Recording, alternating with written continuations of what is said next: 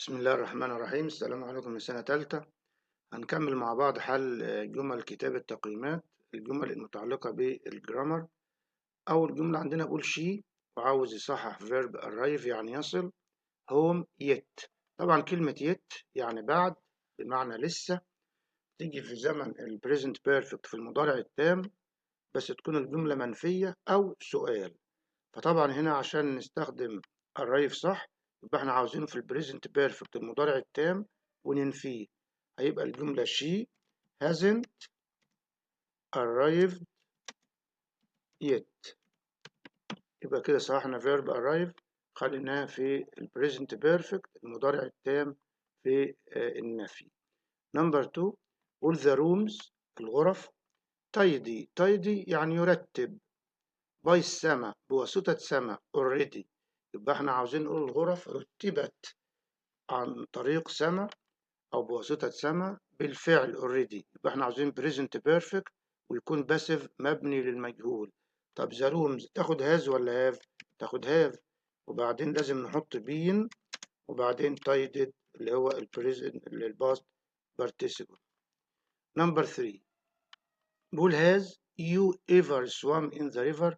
طبعا you ما تاخدش has، امال تاخد ايه؟ برافو عليكم، تاخد have. طبعا عشان نبدأ بقى الجملة نخلي الاتش كابيتال.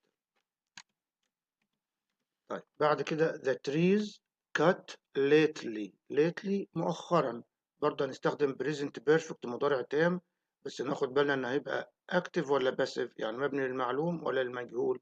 برافو عليكم، مبني للمجهول. علشان نقول الاشجار قطعت يبقى have، ولازم نحط بعدها ايه؟ been. برافو. والتصريف التالت من cut هو cut. you should be وبقول confide. احنا عايزين طبعا بعد should be ينبغي أن تكون، عاوزين adjective صفة، فنخليها confident مش confide. مش confide اللي معناها يثق، يعني confident يعني واثق.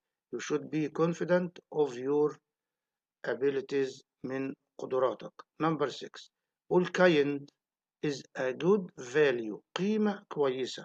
طبعا مش kind يعني طيب، ولكن تبقى kindness اللي هو النون. number 7، he showed us that being different is his. برضو طبعا دي صفة ملكية، هيجي بعدها النون، يبقى بدل strong أقول strength. دي كانت نقطة قوته. number 8، when she finished the class. طبعا بقول لما انتهت خلصت الفصل صفق، يبقى الكلام ده في الباست سيمبل في الماضي، لأن لما خلصت finished يبقى